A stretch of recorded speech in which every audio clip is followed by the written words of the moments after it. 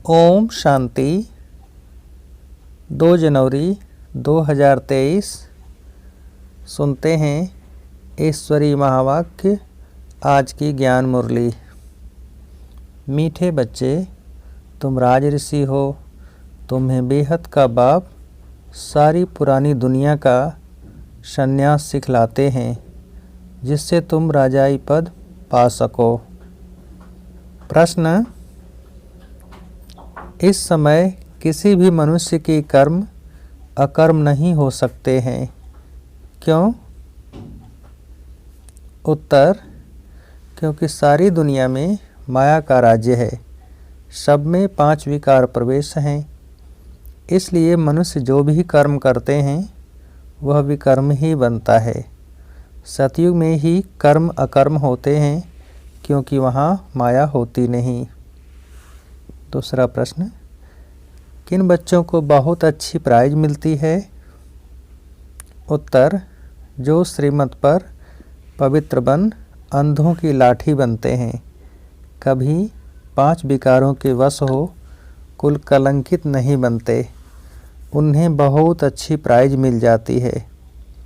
अगर कोई बार बार माया से हार खाते हैं तो उनका पासपोर्ट ही कैंसिल हो जाता है। गीत। ओम नमो शिवाय। ओम शांति। सबसे ऊंच है परमपिता परमात्मा, अर्थात परमात्मा। वह है रचयिता। पहले ब्रह्मा विष्णु शंकर को रचते हैं, फिर आओ नीचे अमरलोक में। वहाँ है लक्ष्मी नारायण का स्वर्ग कहा जाता है। लक्ष्मी नारायण राज्य करते थे। वहाँ सब सौभाग्यशाली रहते थे। कोई दुर्भाग्यशाली थे ही नहीं, कोई भी दुख रोग था ही नहीं। यह है पाप आत्माओं की दुनिया। भारतवासी स्वर्गवासी थे। लक्ष्मी नारायण का राज्य था। श्री कृष्ण को तो सभी मानते हैं। देखो, इनको 2 गोले दिए हैं। श्री कृष्ण की आत्मा कहती है, अब मैं नरक को लात मार रहा हूँ, स्वर्ग हाथ में ले आया हूँ। पहले कृष्णपुरी थी, अब कंसपुरी है। इसमें यह श्री कृष्ण भी है। इनके 84 जन्मों के अंत का यह जन्म है, परंतु अब वह श्री कृष्ण का रूप नहीं है। यह बाप बैठ समझाते हैं। बाप ही आकर भारत को स्वर्ग बनाते हैं। अब नरक है, फिर स्वर्ग बनाने बाप आए हैं। यह पुरानी दुनिया है। जो नई दुनिया थी अब वह पुरानी है। मकान भी नए से पुराना होता है, आखिरिन तोड़ने लायक हो जाता है। अब बाप कहते हैं, मैं बच्चों को स्वर्गवासी बनाने राजयोग सिखाता हूँ। तुम हो राजऋषि। राजाई प्राप्त करने के लिए तुम संन्यास करते हो विकारों का। वह हद के सन्यासी घर बार छोड़ जंगल में चले जाते हैं, परंतु हैं फिर भी पुरानी दुनिया में। बेहद का बाप तुमको नरक का सन्यास कराते हैं और स्वर्ग का साक्षात्कार कराते हैं। बाप कहते हैं, मैं आया हूँ तुमको ले जाने। बाप सभी को कहते हैं, तुम अपने को नहीं जानते हो। यह तो जरूर है, जो जैसा कार्य करेगा, अच्छा व बुरा, उस संस्कार अनुसार जाकर जन्म लेंगे। कोई साहूकार, कोई गरीब, कोई रोगी, कोई तंदुरुस्त बनते हैं। यह है अगले जन्मों के कर्मों का हिसाब। कोई तंदुरुस्त है तो जरूर आगे जन्म में हॉस्पिटल आदि बनाए होंगे। दान पुण्य जास्ती करते हैं तो साहूकार बनते हैं। नरक में मनुष्य जो भी कर्म करते हैं वह जरूर विकर्म ही बनेंगे, क्योंकि सब में 5 विकार हैं। अब सन्यासी पवित्र बनते हैं, पाप करना छोड़ देते हैं, जंगल में जाकर रहते हैं, परंतु ऐसे नहीं, उनके कर्म अकर्म होते हैं। पाप समझाते हैं, इस समय है ही माया का राज्य, इसलिए मनुष्य जो भी कर्म करेंगे वह पाप ही करेंगे। सतयुग त्रेता में माया होती नहीं, इसलिए कभी भी कर्म नहीं बनते, न दुख होगा। इस समय एक तो हैं रावण की जंजीरें, फिर भक्ति मार्ग की जंजीरें। जन्म जन्मांतर धक्के खाते आए हैं। बाप कहते हैं, हमने आगे भी कहा था कि इन जप तप आदि से मैं नहीं मिलता हूँ। मैं आता ही तब हूँ जब भक्ति का अंत होता है। भक्ति शुरू होती है द्वापर से। मनुष्य दुखी होते हैं तब याद करते हैं। सतयुग त्रेता में है सौभाग्यशाली और यहाँ है दुर्भाग्यशाली। रोते पीटते रहते हैं, अकाले मृत्यु होता रहता है। बाप कहते हैं मैं आऊँगा तब जब नरक को स्वर्ग बनना है। भारत प्राचीन देश है, जो पहले थे उनको ही अंत तक रहना है। 84 का चक्र गाया जाता है। गवर्नमेंट जो त्रिमूर्ति बनाती है उनमें होना चाहिए ब्रह्मा विष्णु शंकर, परंतु जानवर लगा देते हैं। बाप रचयिता का चित्र है नहीं और नीचे चक्र भी लगाया है। वह समझते हैं चरखा है, परंतु है ड्रामा सृष्टि का चक्र।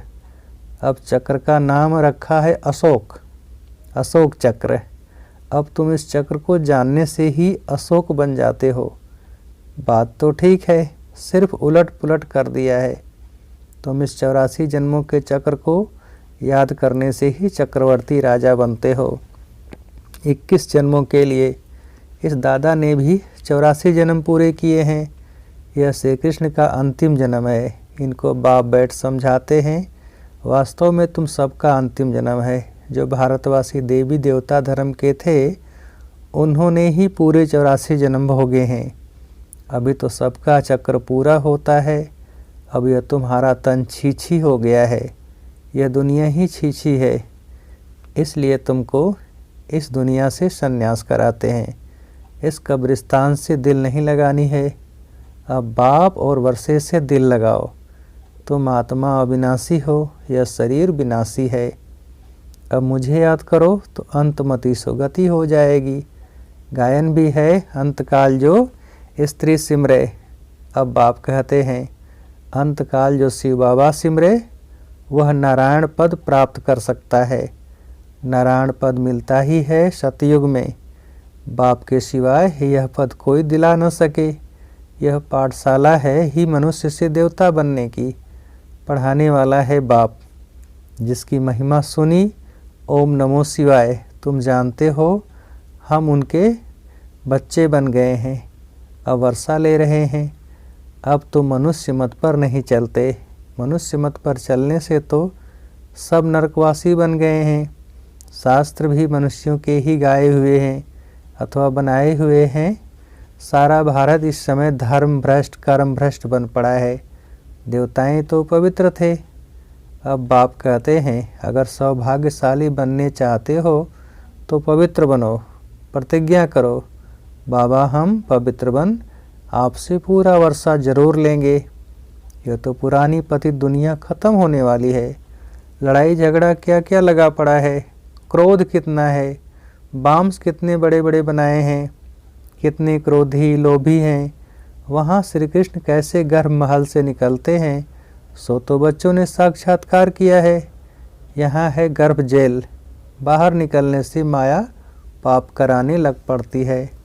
वहाँ तो गर्भ महल से बच्चा निकलता है, रोशनी हो जाती है, बड़े आराम से रहते हैं। गर्भ से निकला और दास दासियाँ उठा लेती हैं, बाजे बजने लग पड़ते। यहाँ वहाँ में कितना फ़र्क है। अब तुम बच्चों को 3 धाम समझाए हैं। शांति धाम से ही आत्माएं आती हैं। आत्मा तो स्टार के मिसल है जो ब्रिकुटी के बीच में रहती है।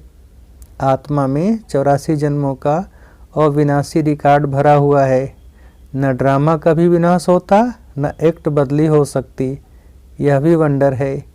कितनी छोटी आत्मा में 84 जन्मों का पाठ बिल्कुल एक्यूरेट भरा हुआ है। ये कभी पुराना नहीं होता, नित्य नया है। हुबहू आत्मा फिर से अपना वही पाठ शुरू करती है। अब तुम बच्चे आत्मा सो परमात्मा नहीं कह सकते। हम शो का अर्थ बाप ही यथार्थ रीति समझाते हैं। वे तो उल्टा अर्थ बना देते हैं। या तो कहते अहम ब्रह्मास्मि, हम परमात्मा हैं, माया को रचने वाले। अब वास्तव में माया को रचा नहीं जाता। माया है 5 विकार। वह बाप माया को नहीं रचते। बाप तो नई सृष्टि रचते हैं। मैं सृष्टि रचता हूँ, यह और कोई नहीं कर सकते। बेहद का बाप एक ही है। ओम का अर्थ भी बच्चों को समझाया है। आत्मा है ही शांत स्वरूप, शांति धाम में रहती है, परंतु बाप है ज्ञान का सागर, आनंद का सागर। आनंद की यह महिमा, आत्मा की यह महिमा नहीं गाएंगे। हाँ, आत्मा में नॉलेज आती है। बाप कहते हैं मैं एक ही बार आता हूँ, मुझे वर्षा भी जरूर देना पड़े, मेरे वर्षे से भारत एकदम स्वर्ग बन जाता है। वहाँ पवित्रता, सुख, शांति सब कुछ था। यह है बेहद के बाप का सदा सुख का वर्षा। पवित्रता थी तो सुख शांति भी थी, अभी अपवित्रता है तो दुख अशांति है। बाप बैठ समझाते हैं तुम आत्मा पहले पहले मूल वतन में थी, फिर देवी देवता धर्म में आई, फिर क्षत्रिय धर्म में आई, 8 जन्म सतो प्रधान में, फिर 12 जन्म सतो में, फिर 21 जन्म द्वापर में, फिर 42 जन्म कलयुग में। यहाँ शूद्र बन पड़े, अब फिर ब्राह्मण वर्ण में आना है, फिर देवता वर्ण में जाएंगे। अब तुम ईश्वरी गोद में हो। बाप कितना अच्छी रीति समझाते हैं। 84 जन्मों को जानने से फिर उसमें सब कुछ आ जाता है। सारे चक्र का ज्ञान बुद्धि में है, यह भी तुम जानते हो। सतयुग में है एक धर्म, वर्ल्ड ऑलमाइटी अथॉरिटी राज्य। अब तुम लक्ष्मी नारायण पद पा रहे हो।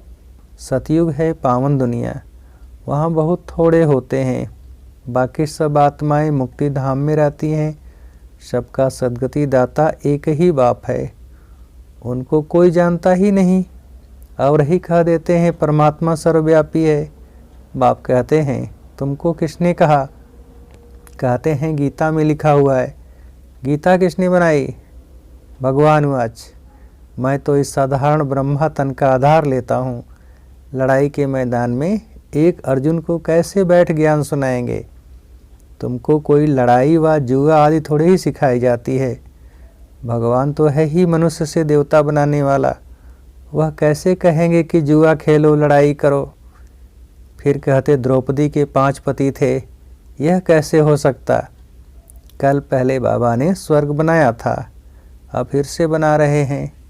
श्री कृष्ण के 84 जन्म पूरे हुए, यथा राजा रानी तथा प्रजा, सबके 84 जन्म पूरे हुए। अब तुम शूद्र से बदल ब्राह्मण बने हो। जो ब्राह्मण धर्म में आएंगे वही मम्मा बाबा कहेंगे। फिर भल कोई माने व न माने, समझते हैं हमारे लिए मंजिल ऊंची है, फिर भी कुछ न कुछ सुनते हैं तो स्वर्ग में जरूर आएंगे, परंतु कम पद पाएंगे। वहाँ यथा राजा रानी तथा प्रजा सब सुखी रहते हैं, नाम ही है heaven. Heavenly God father heaven स्थापन करते हैं, यह है हेल। सब सीताओं को रावण ने जेल में बांध रखा है। सभी शोक में बैठ भगवान को याद कर रहे हैं कि इस रावण से छुड़ाओ।